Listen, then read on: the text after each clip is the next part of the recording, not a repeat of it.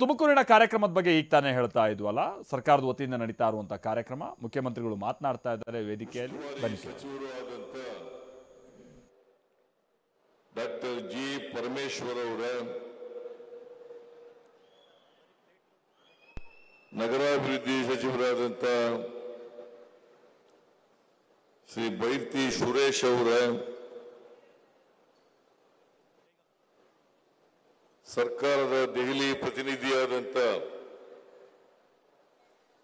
TB. Jayachandra ಅವರ KSRTC ಅಧ್ಯಕ್ಷರಾದಂಥ ಎಸ್.ಆರ್. ಶ್ರೀನಿವಾಸ್ ಅವರ ಚಿಕ್ಕನಾಯಕನಹಳ್ಳಿ ಶಾಸಕರಾದಂಥ ಸುರೇಶ್ ಬಾಬು ಅವರ ಪಾವಗಡ ಶಾಸಕರಾದಂಥ ವೆಂಕಟೇಶ್ ಅವರ ತುಮಕೂರು ಶಾಸಕರಾದಂಥ ಜ್ಯೋತಿ ಗಣೇಶ್ ಅವರ ತುಮಕೂರು ಗ್ರಾಮೀಣ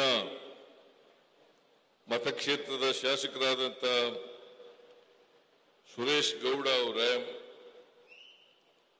ತಿಪ್ಟೂರು ಶಾಸಕರಾದಂಥ ಶ್ರೀ ಷಡಕ್ಷರಿ ಅವರ ತುರುವೇಕೆರೆ ಶಾಸಕರಾದಂಥ ಎಂ.ಟಿ. ಕೃಷ್ಣಪ್ಪ ಅವರ ಮೇಲ್ಮನೆಯ ಸದಸ್ಯರಾದಂಥ ಶ್ರೀ ರಾಜೇಂದ್ರ ಅವರ ಚಿದಾನಂದ ಅವರ ಡಿ.ಟಿ. ಶ್ರೀನಿವಾಸ್ ಅವರ ಮಾಜಿ ಮೇಲ್ಮನೆಯ ಸದಸ್ಯರಾದಂಥ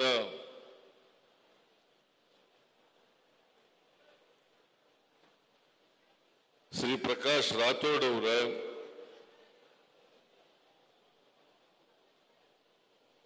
ವೇದಿಕೆ ಮೇಲಿರ್ತಕ್ಕಂಥ ಎಲ್ಲ ಆಹ್ವಾನಿತ ಗಣ್ಯರೇ, ಜಿಲ್ಲೆಯ ಎಲ್ಲ ಅಧಿಕಾರಿಗಳೇ, ಇತರ ಎಲ್ಲ ಸ್ನೇಹಿತರೇ, ಇಲ್ಲಿ ಭಾಗವಹಿಸಿರ್ತಕ್ಕಂಥ ಆತ್ಮೀಯ ಬಂಧುಗಳೇ, ತಾಯಂದಿರೇ,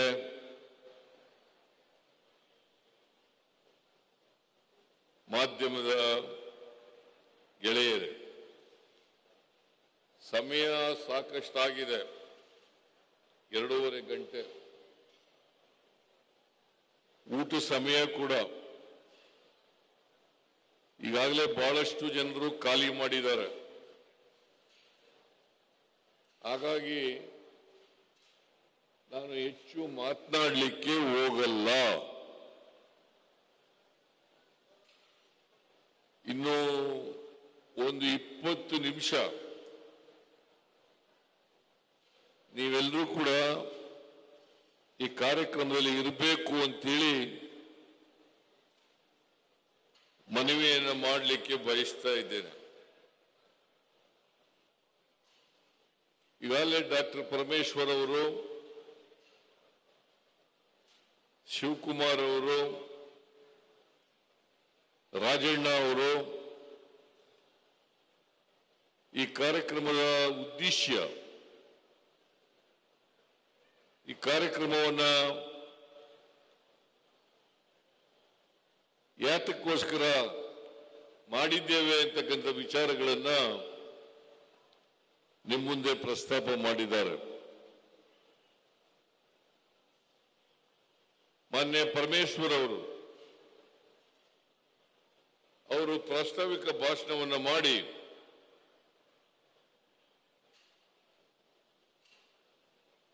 ಈ ಕಾರ್ಯಕ್ರಮಗಳ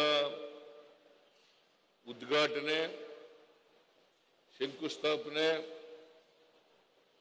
ಮತ್ತು ಫಲಾನುಭವಿಗಳಿಗೆ ಸೌಲಭ್ಯಗಳ ವಿತರಣೆ ಬಗ್ಗೆ ಬಹಳ ವಿಸ್ತಾರವಾಗಿ ಮಾತನಾಡಿದ್ದಾರೆ. ನಾನು ಮತ್ತೆ ಅವುಗಳನ್ನು ಪುನರುಚ್ಚಾರ ಮಾಡಲಿಕ್ಕೆ ಬಯಸಲ್ಲ ಅಂತಕ್ಕಂಥ ಮಾತುಗಳನ್ನ ಹೇಳಲಿಕ್ಕೆ ಬಯಸ್ತಾ ಇದ್ದೇನೆ. ನಾನು ಜನವರಿನಲ್ಲಿ ಬಂದಿದ್ದೆ. ಸುಮಾರು 700 ಕೋಟಿ ರೂಪಾಯಿಗಳು ಜನವರಿನಲ್ಲಿ 700 ಕೋಟಿ ರೂಪಾಯಿಗಳ ಸವಲತ್ತುಗಳನ್ನ ಈ ಜಿಲ್ಲೆಯ ತುಮಕೂರು ಜಿಲ್ಲೆಯ ಫಲಾನುಭವಿಗಳಿಗೆ ವಿತರಣೆ ಮಾಡತಕ್ಕಂಥ ಕೆಲಸ ನಡೆದಿತ್ತು ಅವತ್ತು.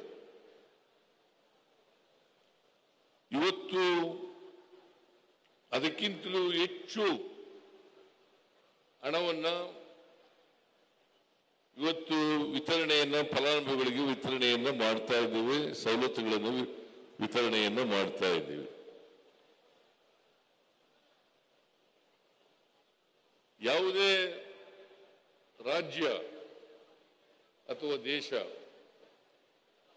ಅಭಿವೃದ್ಧಿ ಆಗಬೇಕಾದ್ರೆ ಹಳ್ಳಿಗಳ ಅಭಿವೃದ್ಧಿ ಆಗಬೇಕು, ಜಿಲ್ಲೆಗಳ ಅಭಿವೃದ್ಧಿ ಆಗಬೇಕು, ತಾಲೂಕುಗಳ ಅಭಿವೃದ್ಧಿ ಆದಾಗ ಮಾತ್ರ ಒಂದು ರಾಜ್ಯದ ಅಭಿವೃದ್ಧಿ ಆಗಲಿಕ್ಕೆ ಸಾಧ್ಯ ಆಗ್ತದೆ, ಒಂದು ದೇಶದ ಅಭಿವೃದ್ಧಿ ಆಗಲಿಕ್ಕೆ ಸಾಧ್ಯ ಆಗ್ತದೆ. ನಾವು ಒಕ್ಕೂಟದ ವ್ಯವಸ್ಥೆಯಲ್ಲಿ ಇದ್ದೇವೆ. ಪರಸ್ಪರ ಹೊಂದಾಣಿಕೆಯಿಂದ ಆಡಳಿತವನ್ನು ನಡೆಸಬೇಕಾಗ್ತದೆ. ಹಾಗಾಗಿ ದೇಶದ ಅಭಿವೃದ್ಧಿ ಅಂತಂದ್ರೆ, ದೇಶದ GDP ಬೆಳವಣಿಗೆ ಆಗಿದೆ ಅಂತಂದ್ರೆ ರಾಜ್ಯಗಳ ಅಭಿವೃದ್ಧಿ ಆದಾಗ ಮಾತ್ರ ಸಾಧ್ಯ ಆಗ್ತದೆ, ಜಿಲ್ಲೆಗಳ ಅಭಿವೃದ್ಧಿ ಆದಾಗ ಮಾತ್ರ ಸಾಧ್ಯ ಆಗ್ತದೆ, ತಾಲೂಕುಗಳ ಅಭಿವೃದ್ಧಿ ಆದಾಗ ಮಾತ್ರ ಸಾಧ್ಯ ಆಗ್ತದೆ, ಹಳ್ಳಿಗಳ ಅಭಿವೃದ್ಧಿ ಆದಾಗ ಮಾತ್ರ ಸಾಧ್ಯ ಆಗ್ತದೆ. ನಾವು ಸಮಾಜದಲ್ಲಿರ್ತಕ್ಕಂಥ ಬಡವರು, ದಲಿತರು, ಹಿಂದುಳಿದವರು, ಅಲ್ಪಸಂಖ್ಯಾತರು, ಎಲ್ಲ ಧರ್ಮದ ಜನರು, ಇವರಿಗೆ ಆರ್ಥಿಕವಾಗಿ ಸಾಮಾಜಿಕವಾಗಿ ಶಕ್ತಿಯನ್ನು ತುಂಬತಕ್ಕಂಥ ಕೆಲಸವನ್ನು ಮಾಡಬೇಕು. ಅದನ್ನೇ ಬಾಬಾ ಸಾಹೇಬ್ ಅಂಬೇಡ್ಕರ್ ಅವರು ಹೇಳ್ತಾರೆ, ನಮ್ಮ ದೇಶಕ್ಕೆ ಸ್ವಾತಂತ್ರ್ಯ ಬಂದದ್ದು ಯಶಸ್ಸು ಆಗಬೇಕಾದ್ರೆ ಎಲ್ಲರಿಗೂ ಅವಕಾಶಗಳನ್ನು ಒದಗಿಸಿಕೊಟ್ಟಾಗ ಮಾತ್ರ, ಎಲ್ಲರಿಗೂ ಸಾಮಾಜಿಕವಾಗಿ ಆರ್ಥಿಕವಾಗಿ ಸ್ವಾತಂತ್ರ್ಯವನ್ನು ಕೊಟ್ಟಾಗ ಮಾತ್ರ. ಇಲ್ಲದೆ ಹೋದ್ರೆ ದೇಶಕ್ಕೆ ಬರೀ ಸ್ವಾತಂತ್ರ್ಯ ಬಂದದ್ರಿಂದ ಜನಜೀವನ ಬೆಳವಣಿಗೆ ಆಗಲಿಕ್ಕೆ ಕಷ್ಟ ಆಗ್ತದೆ, ಎಲ್ಲ ಜನರು ಕೂಡ ಮುಖ್ಯವಾಹಿನಿಗೆ ಬರಲಿಕ್ಕೆ ಕಷ್ಟ ಆಗ್ತದೆ. ಇದಕ್ಕೋಸ್ಕರ ನಾವು ಅನೇಕ ಕಾರ್ಯಕ್ರಮಗಳನ್ನು ಅಧಿಕಾರದಲ್ಲಿರುವಾಗ ಜನರಿಗೆ, ಬಡವರಿಗೆ ತಲುಪಿಸ್ತಕ್ಕಂಥ ಕೆಲಸವನ್ನು ಮಾಡ್ತಾ ಇದ್ದೀವಿ. ನಾವು ಇದನ್ನು ಮಾಡುವಾಗ ಯಾವುದೇ ಧರ್ಮವನ್ನು ನೋಡಲ್ಲ, ಯಾವುದೇ ಜಾತಿಯನ್ನ ನೋಡಲ್ಲ, ಯಾವುದೇ ಭಾಷೆಯನ್ನ ನೋಡ್ಲಿಕ್ಕೆ ಹೋಗಲ್ಲ, ಯಾವುದೇ ಪಕ್ಷವನ್ನ ನೋಡ್ಲಿಕ್ಕೆ ಹೋಗಲ್ಲ. ಎಲ್ಲ ಪಕ್ಷದವ್ರಿಗೂ ಕೂಡ ಕೊಡ್ತೀವಿ. ಕೃಷ್ಣಪ್ಪ, ಈಗ ನಾವು ಮಾಡ್ತಕ್ಕಂಥ ಗ್ಯಾರಂಟಿ ಯೋಜನೆಗಳಿದ್ದಾವಲ್ಲ, ಆ ಗ್ಯಾರಂಟಿ ಯೋಜನೆಗಳು, ಈಗ ಶಕ್ತಿ ಯೋಜನೆ ಕಾರ್ಯಕ್ರಮ, ಆ ಶಕ್ತಿ ಯೋಜನೆ ಕಾರ್ಯಕ್ರಮ ಮಾಡುವಾಗ ಎಲ್ಲ ಮಹಿಳೆಯರು, ಎಲ್ಲ ಜಾತಿಗೆ ಸೇರಿದವರು, ಎಲ್ಲ ಧರ್ಮಕ್ಕೆ ಸೇರಿದವರು, ಎಲ್ಲ ಪಕ್ಷಕ್ಕೆ ಸೇರಿದವರು ಎಲ್ಲರೂ ಕೂಡ ಇರ್ತಾರೆ. ಇದರಲ್ಲಿ ಯಾವುದೇ ಪಕ್ಷ ಭೇದ ಇಲ್ಲ, ಧರ್ಮ ಭೇದ ಇಲ್ಲ, ಜಾತಿ ಭೇದ ಇಲ್ಲ, ಭಾಷೆ ಭೇದ ಇಲ್ಲ. ನಾ ಯಾಕೆ ಈ ಮಾತುಗಳನ್ನ ಹೇಳ್ತಾ ಇದ್ದೀನಿ ಅಂತಂದ್ರೆ, ಬಡವರಿಗೆ ಆರ್ಥಿಕವಾಗಿ ಶಕ್ತಿಯನ್ನು ಕೊಡಬೇಕು, ಬಡವರಿಗೆ ಸಾಮಾಜಿಕವಾಗಿ ಶಕ್ತಿಯನ್ನು ಕೊಡಬೇಕು. ಆಗ ಮಾತ್ರ ಸಂವಿಧಾನದಲ್ಲಿ ಹೇಳಿರ್ತಕ್ಕಂಥ ಗುರಿ ಏನಿದೆ, ಸಮ ಸಮಾಜವನ್ನು ನಿರ್ಮಾಣ ಮಾಡಲಿಕ್ಕೆ ಸಾಧ್ಯ ಆಗ್ತದೆ. ಇಲ್ಲದೆ ಹೋದರೆ ಸಮ ಸಮಾಜವನ್ನು ನಿರ್ಮಾಣ ಮಾಡಲಿಕ್ಕೆ ಸಾಧ್ಯ ಆಗಲ್ಲ. ಬುದ್ಧನ ಕಾಲದಿಂದ ಹಿಡಿದು ಬಸವಣ್ಣನವರ ಕಾಲದಿಂದ ಹಿಡಿದು ಅಂಬೇಡ್ಕರ್ ಅವರ ಹಿಡಿದು ಮಹಾತ್ಮ ಗಾಂಧೀಜಿಯವರಿಂದ ಹಿಡಿದು ಈ ದೇಶದಲ್ಲಿ ಬದಲಾವಣೆ ಆಗಬೇಕು, ಪರಿವರ್ತನೆ ಆಗಬೇಕು, ಸಮಾಜ ನಿರ್ಮಾಣ ಆಗಬೇಕು, ಸಮಾನತೆಯ ಸಮಾಜ ನಿರ್ಮಾಣ ಆಗಬೇಕು, ಜಾತ್ಯತೀತ ರಾಷ್ಟ್ರ ಆಗಬೇಕು. ಇದನ್ನ ಮಾಡ್ತಕ್ಕಂಥದ್ದು ನಮ್ಮ ಗುರಿ ಅಂತಕ್ಕಂಥದನ್ನ ಇವತ್ತು ನಾನು ಹೇಳಲಿಕ್ಕೆ ಬಯಸ್ತೇನೆ. ಬಹಳ ಜನ ನಮ್ಮ ಮೇಲೆ ಟೀಕೆ ಮಾಡ್ತಾರೆ. ಗ್ಯಾರಂಟಿ ಯೋಜನೆಗಳನ್ನು ಜಾರಿ ಕೊಟ್ಬಿಟ್ಟ ಮೇಲೆ ಚಂದ್ರಶೇಖರ್ ಗೌಡ ಗ್ಯಾರಂಟಿ ಯೋಜನೆಗಳನ್ನ ಜಾರಿ ಕೊಟ್ಟ ಮೇಲೆ ಅಭಿವೃದ್ಧಿ ಕೆಲಸಗಳಿಗೆ ದುಡ್ಡಿಲ್ಲ, ಎಲ್ಲ ಅಭಿವೃದ್ಧಿ ಕೆಲಸಗಳು ನಿಂತು ಹೋಗಿದ್ದಾವೆ. ಏನು ಇವತ್ತು ಇಷ್ಟೊಂದು ಕೋಟಿ ರೂಪಾಯಿಗಳಿಗೆ ಅಭಿವೃದ್ಧಿ ಕೆಲಸಗಳಿಗೆ ಶಂಕುಸ್ಥಾಪನೆ ಮಾಡಿದೀವಲ್ಲ, ಅಭಿವೃದ್ಧಿ ಕೆಲಸಗಳು ಎಲ್ಲಿದ್ದಾವೆ? ಇಷ್ಟೊಂದು ಸವಲತ್ತುಗಳು ಕೊಟ್ಟಿದ್ದು 1.5 ಲಕ್ಷ ಜನರಿಗೆ ಸವಲತ್ತುಗಳನ್ನು ಕೊಟ್ಟಿದ್ದೇವೆ. Not A small joke. ಎಲ್ರಿಗೂ ಕೊಟ್ಟಿದ್ದೇವೆ. ಜನವರಿನಲ್ಲಿ ಕೊಟ್ಟಿದ್ದೇವೆ, ಈಗ ಡಿಸೆಂಬರ್ನಲ್ಲಿ ಕೊಡ್ತಾ ಇದ್ದೀವಿ. ಕಳೆದ ವರ್ಷ ಕೊಟ್ಟಿದ್ದೇವೆ, ಈ ವರ್ಷ ಕೊಟ್ಟಿದ್ದೇವೆ. ಅದರಿಂದ ಟೀಕೆಗಳು ಪ್ರಜಾಪ್ರಭುತ್ವದ ವ್ಯವಸ್ಥೆಯಲ್ಲಿ ಟೀಕೆ ಮಾಡಬೇಕು. ನಾನು ಮಾಡಬಾರದು ಅಂತ ಹೇಳಕ್ ಹೋಗಲ್ಲ. ಟೀಕೆಗಳು ಸ್ವಾಗತ, ಆದರೆ ರಚನಾತ್ಮಕವಾದಂಥ ಟೀಕೆಗಳಿದ್ದಾಗ ಮಾತ್ರ ಅವಕ್ಕೆ ಸ್ವಾಗತ ಅಂತಕ್ಕಂಥ ಮಾತುಗಳನ್ನು ಹೇಳಲಿಕ್ಕೆ ಬಯಸ್ತೇನೆ. ಇಲ್ಲದೆ ಹೋದರೆ ಜನ ಅದನ್ನ ಆ ಟೀಕೆಗಳನ್ನ ಸತ್ಯಾಂಶದಿಂದ ಕೂಡಿಲ್ಲೇ ಇರ್ತಕ್ಕಂಥ ಟೀಕೆಗಳನ್ನ ಜನ ತಿರಸ್ಕಾರ ಮಾಡ್ತಾರೆ. ಇದನ್ನ ನಾನು ಹೇಳಲಿಕ್ಕೆ ಬಯಸ್ತಾ ಇದ್ದೇನೆ. ನಾನು ಇವತ್ತು ಕರ್ನಾಟಕದ ಬಜೆಟ್ 3,71,000 ಕೋಟಿ ರೂಪಾಯಿ, 3,71,000 ಕೋಟಿ ರೂಪಾಯಿ. ಅದರಲ್ಲಿ ಒಟ್ಟು ಅಭಿವೃದ್ಧಿಗೆ ಇಟ್ಟಿರ್ತಕ್ಕಂಥ ಹಣ 1,20,000 ಕೋಟಿ. 1,20,000 ಕೋಟಿ. ಆ 1,20,000 ಕೋಟಿನಲ್ಲಿ 52,009 ಕೋಟಿ ರೂಪಾಯಿ ಗ್ಯಾರಂಟಿ ಯೋಜನೆಗಳಿಗೆ ನಾವು ತೆರೆದಿಟ್ಟಿದ್ದೀವಿ. ಸುಮಾರು 68,000 ಕೋಟಿ ಅಭಿವೃದ್ಧಿ ಕೆಲಸಗಳಿಗೆ ಖರ್ಚು ಮಾಡ್ತಾ ಇದ್ದೀವಿ. 68,000 ಕೋಟಿ. ನಾವು ಎಕ್ಸ್ಪೆಂಡಿಚರ್ ನಲ್ಲಿ 2 ತರ ಇರ್ತದೆ. ಒಂದು ರೆವಿನ್ಯೂ ಎಕ್ಸ್ಪೆಂಡಿಚರ್, ಇನ್ನೊಂದು ಕ್ಯಾಪಿಟಲ್ ಎಕ್ಸ್ಪೆಂಡಿಚರ್. ಒಂದು ಸರ್ಕಾರ ಕ್ಯಾಪಿಟಲ್ ಎಕ್ಸ್ಪೆಂಡಿಚರ್ ಅನ್ನ ಕಳೆದ ವರ್ಷಕ್ಕಿಂತ ಕಡಿಮೆ ಮಾಡಿದ್ರೆ ಅದು ಅಭಿವೃದ್ಧಿ ಕೆಲಸಗಳಿಗೆ ಹಣ ಮಾಡ್ತಾ ಇಲ್ಲ. ಕ್ಯಾಪಿಟಲ್ ಎಕ್ಸ್ಪೆಂಡಿಚರ್ ಅಂದ್ರೆ ಏನು? ಕ್ಯಾಪಿಟಲ್ ಎಕ್ಸ್ಪೆಂಡಿಚರ್ ಅಂದ್ರೆ ಅಸೆಟ್ ಕ್ರಿಯೇಷನ್, ಸಂಪತ್ತನ್ನ ನಿರ್ಮಾಣ ಮಾಡತಕ್ಕಂಥದ್ದು. ಕಳೆದ ವರ್ಷಕ್ಕಿಂತ ಈ ವರ್ಷ ಹೆಚ್ಚು ಹಣವನ್ನ ಕ್ಯಾಪಿಟಲ್ ಎಕ್ಸ್ಪೆಂಡಿಚರ್ಗೆ ನಾವು ಖರ್ಚು ಮಾಡಿದ್ದೀವಿ. 23-24ರಲ್ಲಿ ಖರ್ಚು ಮಾಡೋದಕ್ಕಿಂತ 24-25ರಲ್ಲಿ ಹೆಚ್ಚು ಹಣವನ್ನ ಖರ್ಚು ಮಾಡಿದ್ದೀವಿ. ಅದರರ್ಥ ವೃದ್ಧಿಯ ನಮ್ಮ ಬೆಳವಣಿಗೆಯ ವೇಗ ಆಗಿದೆ. ಈಗ GDP ಗ್ರೋತ್, ಆಂತರಿಕ ಉತ್ಪನ್ನದ ಬೆಳವಣಿಗೆ, GDP ಅಂತ ಕೇಳ್ತೀವಿ. ಗ್ರಾಸ್ ಡೊಮೆಸ್ಟಿಕ್ ಪ್ರಾಡಕ್ಟ್, ಆಂತರಿಕ ಉತ್ಪನ್ನ. ಇಡೀ ದೇಶದಲ್ಲಿ ವಿ ಆರ್ ನಂಬರ್ 1. ರಾಷ್ಟ್ರದ ಎಲ್ಲ ಸರಾಸರಿ ರಾಜ್ಯಗಳ ಸರಾಸರಿ GDP 8.2 ಇದ್ರೆ ಕರ್ನಾಟಕದ GDP 10.2.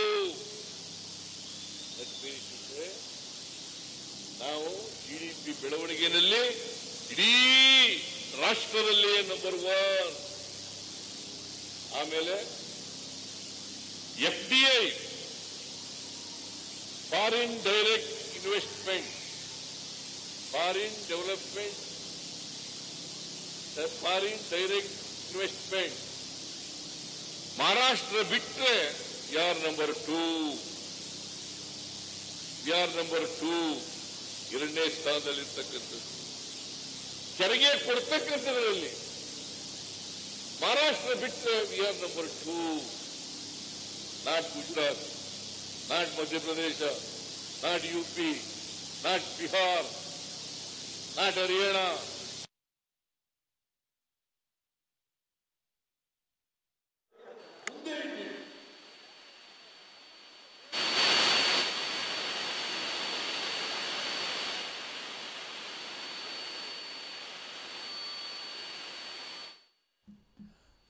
ಸೊ ಇದು ತುಮಕೂರಿನಲ್ಲಿ ನಡೀತಾ ಇರುವಂತಹ ಕಾರ್ಯಕ್ರಮ, ಸರ್ಕಾರದ ವತಿಯಿಂದ ನಡೀತಾ ಇರುವಂತಹ ಕಾರ್ಯಕ್ರಮ. ವಿವಿಧ ಅಭಿವೃದ್ಧಿ ಯೋಜನೆಗಳಿಗೆ ಇವತ್ತು ಶಂಕುಸ್ಥಾಪನೆ ಹಾಗೆ ಲೋಕಾರ್ಪಣೆಯ ಸಂದರ್ಭ. ಈ ಟೈಮ್ನಲ್ಲಿ ಕರ್ನಾಟಕದ ಪ್ರಗತಿಯ ವಿಚಾರವಾಗಿ ಸಿದ್ದರಾಮಯ್ಯನವರು ಮಾತನಾಡ್ತಾ ಇದ್ದಾರೆ.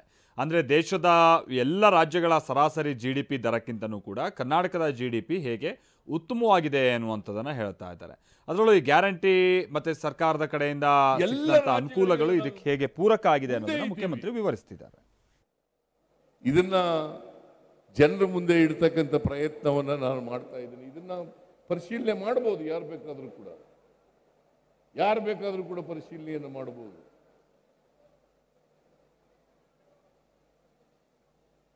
ನಾನು ಹೇಳ್ತಾ ಇರ್ತಕ್ಕಂಥದ್ದು ತಪ್ಪು ಅಂತ ಇದ್ರೆ ತಪ್ಪು ಅಂತ ಹೇಳಬೇಕಾಗ್ತದೆ. ಅದರಿಂದ ನಮ್ಮ ರಾಜ್ಯ ಅಭಿವೃದ್ಧಿನಲ್ಲಿ ಹಿಂದೆ ಬಿದ್ದಿಲ್ಲ. ಇವತ್ತು ಸುಮಾರು 330 ಕೋಟಿ ಮಹಿಳೆಯರು ಫ್ರೀಯಾಗಿ ಬಸ್ನಲ್ಲಿ ಓಡಾಡ್ತಾ ಇದ್ದಾರೆ. 330 ಕೋಟಿ ಮಹಿಳೆಯರು ಫ್ರೀಯಾಗಿ ಬಸ್ನಲ್ಲಿ ಓಡಾಡ್ತಾ ಇದ್ದಾರೆ.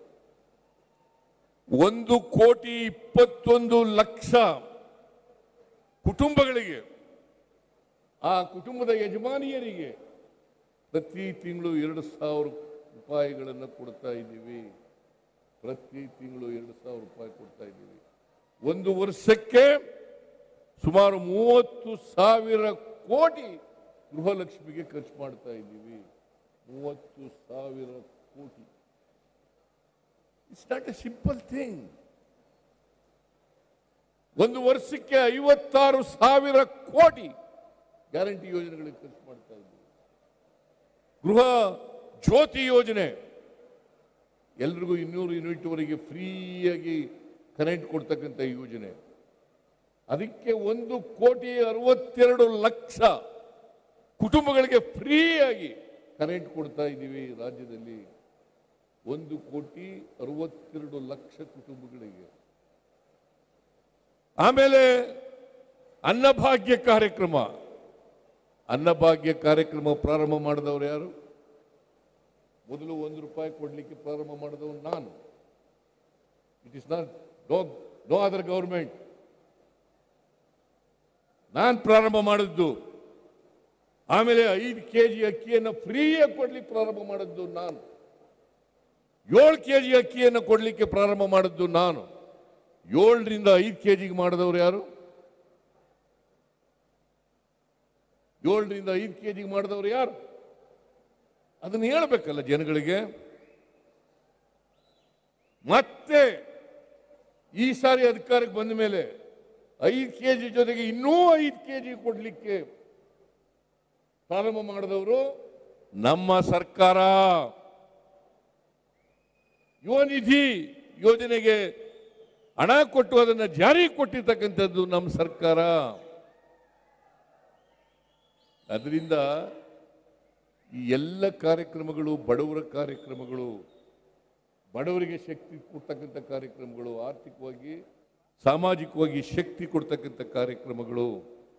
ಇದನ್ನ ಅರ್ಥ ಮಾಡ್ಕೋಬೇಕಾಗ್ತದೆ. ಇದನ್ನ ಅರ್ಥ ಮಾಡ್ಕೊಳ್ಳದೆ ಟೀಕೆ ಮಾಡಲಿಕ್ಕೋಸ್ಕರ ಹಾಗಾದರೆ ಪರಿಶಿಷ್ಟ ಜಾತಿ ಪರಿಶಿಷ್ಟ ವರ್ಗದವರಿಗೆ SCP TSP ಕಾಯ್ದೆ ತಂದವರು ಯಾರು? 2013ರಲ್ಲಿ ಡಿಸೆಂಬರ್ ತಿಂಗಳಲ್ಲಿ ತಗೊಬಂದವರು ನಾವು. ಇಡೀ ದೇಶದಲ್ಲಿ ಇದೆಯಾ? ಆಂಧ್ರ ತೆಲಂಗಾಣ ಬಿಟ್ಟರೆ ಕರ್ನಾಟಕ, ಇವು 3 ರಾಜ್ಯಗಳು ಬಿಟ್ಟರೆ ಬೇರೆ ರಾಜ್ಯಗಳಲ್ಲಿ ಇಲ್ಲ.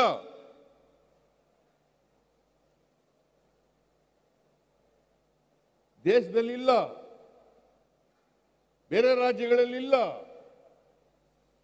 ಇವತ್ತು 39,214 ಕೋಟಿ ರೂಪಾಯಿಗಳನ್ನ SCP TSP ನಲ್ಲಿ ಖರ್ಚು ಮಾಡ್ತಾ ಇದ್ದೀವಿ. 39,214 ಕೋಟಿ. ಬೇರೆ ರಾಜ್ಯದಲ್ಲಿ ತೋರಿಸಿ ನೋಡೋಣ. ಕೇಂದ್ರ ಸರ್ಕಾರದ್ದು 48 ಲಕ್ಷ ಕೋಟಿ ಬಜೆಟ್, ಅಲ್ಲಿ ಹಾಕಿಲ್ಲ. ಕೇವಲ 60,000 ಕೋಟಿ SCP TSP ನಲ್ಲಿ ಖರ್ಚು ಮಾಡ್ತಕ್ಕಂಥದ್ದು. 48 ಲಕ್ಷಕ್ಕೆ 60,000 ಕೋಟಿ. ನಮ್ಮದು 3,71,000ಕ್ಕೆ 39,214 ಕೋಟಿ. ಅದರಿಂದ ಈ ಸರ್ಕಾರ ಬಡವರ ಪರವಾಗಿರ್ತಕ್ಕಂಥ ಸರ್ಕಾರ, ದಲಿತರ ಪರವಾಗಿರ್ತಕ್ಕಂಥ ಸರ್ಕಾರ, ಹಿಂದುಳಿದವರ ಪರವಾಗಿರ್ತಕ್ಕಂಥ ಸರ್ಕಾರ. ಇದನ್ನ ನೀವೆಲ್ಲ ಅರ್ಥ ಮಾಡ್ಕೋಬೇಕು ಅಂತಕ್ಕಂಥ ಮಾತುಗಳನ್ನು ಹೇಳಲಿಕ್ಕೆ ಬಯಸ್ತಾ ಇದ್ದೇನೆ. ಅದರಿಂದ ನಾವು ಬಡವರ ಪರವಾಗಿದ್ದೀವಿ, ದಲಿತರ ಪರವಾಗಿದ್ದೀವಿ, ಹಿಂದುಳಿದವರ ಪರವಾಗಿದ್ದೀವಿ, ರೈತರ ಪರವಾಗಿದ್ದೀವಿ, ಮಹಿಳೆಯರ ಪರವಾಗಿದ್ದೀವಿ. ಬಹಳ ಜನ ಇಲ್ಲಿ ಮಹಿಳೆಯರೆಲ್ಲ ಹೊರಟೋಗಿದ್ದಾರೆ ಈ ಸವಲತ್ತುಗಳನ್ನ ಸ್ವೀಕಾರ ಮಾಡದಂಥವ್ರು. ಒಟ್ಟಾರೆಯಾಗಿ ತುಮಕೂರು ಜಿಲ್ಲೆಯಲ್ಲಿ ಪರಮೇಶ್ವರ್ ಅವರ ನಾಯಕತ್ವದಲ್ಲಿ ಬಹಳ ಒಳ್ಳೆಯ ಕೆಲಸ ನಡೀತಾ ಇದೆ. ಇದನ್ನು ಮುಂದುವರಿಸತಕ್ಕಂಥ ಕೆಲಸವನ್ನು ಪರಮೇಶ್ವರ್ ಅವರು ಮಾಡಬೇಕು. ಅದು ಬೇರೆ ಜಿಲ್ಲೆಗಳಿಗೂ ಕೂಡ ಮಾದರಿ ಆಗ್ತದೆ ಅಂತಕ್ಕಂಥ ಮಾತುಗಳನ್ನು ಈ ಸಂದರ್ಭದಲ್ಲಿ ಹೇಳಲಿಕ್ಕೆ ಬಯಸ್ತಾ ಇದ್ದೇನೆ. ಅದರಿಂದ ನಾನು ಈ ಜಿಲ್ಲೆಯ ಉಸ್ತುವಾರಿ ಸಚಿವರಾದಂಥ ಪರಮೇಶ್ವರ್ ಅವರಿಗೆ ಮತ್ತು ಎಲ್ಲ MLAಗಳಿಗೆ ಧನ್ಯವಾದಗಳನ್ನು ಹೇಳಲಿಕ್ಕೆ ಬಯಸ್ತಾ ಇದ್ದೇನೆ. ನಿಮಗೆ ನಮಸ್ಕಾರಗಳನ್ನು ಹೇಳಲಿಕ್ಕೆ ಬಯಸ್ತಾ ಇದ್ದೇನೆ. ಇಷ್ಟನ್ನು ಹೇಳಿ ನಿಮಗೆಲ್ಲ ಶುಭ ಕೋರಿದ ಮಾತುಗಳನ್ನು ಮುಗಿಸ್ತೇನೆ. ಜೈ ಹಿಂದ್, ಜೈ ಕರ್ನಾಟಕ. ತುಮಕೂರಿನಲ್ಲಿ ವಿವಿಧ ಅಭಿವೃದ್ಧಿ ಕಾಮಗಾರಿಗಳಿಗೆ ಚಾಲನೆಯನ್ನು ನೀಡಿದಂಥ CM ಸಿದ್ದರಾಮಯ್ಯ ಈಗಷ್ಟೇ ಮಾತನಾಡಿದ್ರು. ಗ್ಯಾರಂಟಿ ಯೋಜನೆಗಳನ್ನು ಜಾರಿಗೊಳಿಸಿದ್ರ ಬಗ್ಗೆನೂ ಕೂಡ ಮಾತನಾಡಿದಂಥ CM ಸಿದ್ದರಾಮಯ್ಯ ಯಾವುದೇ ಬೇರೆ ಸರ್ಕಾರಗಳು ಇಂಥ ಸವಲತ್ತುಗಳನ್ನು ಕೊಟ್ಟಿರಲಿಲ್ಲ. ಮಹಿಳೆಯರಿಗೋಸ್ಕರ, ಜೊತೆಗೆ ಬಡವರಿಗೋಸ್ಕರ ನಾವು ಒಳ್ಳೊಳ್ಳೆ ಕಾರ್ಯಕ್ರಮಗಳನ್ನು ತಂದಿದ್ದೀವಿ, ಗ್ಯಾರಂಟಿ ಯೋಜನೆಗಳನ್ನು ಸಮರ್ಪಕವಾಗಿ ಜಾರಿಗೊಳಿಸಿದ್ದೀವಿ ಅನ್ನುವಂಥ ಒಂದು ಮಾತುಗಳನ್ನು CM ಸಿದ್ದರಾಮಯ್ಯ ಮಾತನಾಡಿದ್ದಾರೆ. ತುಮಕೂರಿನಲ್ಲಿ ಇವತ್ತು ವಿವಿಧ ಕಾಮಗಾರಿಗಳು ಅದಕ್ಕೆ ಚಾಲನೆಯನ್ನು ಕೊಟ್ಟಿದ್ದಾರೆ. ಹಾಗೆ ಕೆಲವೊಂದಷ್ಟು ಫಲಾನುಭವಿಗಳಿಗೆ ಚೆಕ್ ವಿತರಣೆ ಮಾಡುವಂಥ ಒಂದು ಕೆಲಸವನ್ನು ಕೂಡ CM ಸಿದ್ದರಾಮಯ್ಯ ಮಾಡಿದ್ರು. CM ಸಿದ್ದರಾಮಯ್ಯ ಅವರ ಜೊತೆಗೆ ಗೃಹ ಸಚಿವ ಡಾಕ್ಟರ್ ಜಿ ಪರಮೇಶ್ವರ್, ಜೊತೆಗೆ ದೆಹಲಿ ವಿಶೇಷ ಪ್ರತಿನಿಧಿಯಾಗಿರುವಂತಹ ಟಿ ಬಿ ಜಯಚಂದ್ರ, ಜೊತೆಗೆ DCM DK ಶಿವಕುಮಾರ್ ಇವರೆಲ್ಲರೂ ಕೂಡ ಉಪಸ್ಥಿತರಿದ್ದರು. ಮತ್ತು ನಕ್ಷೆಗಳ ಹಸ್ತಾಂತರಕ್ಕೆ ಮುಖ್ಯಮಂತ್ರಿ ಆಶ್ರಯ ನಿವೇಶನ ಯೋಜನೆಯಡಿ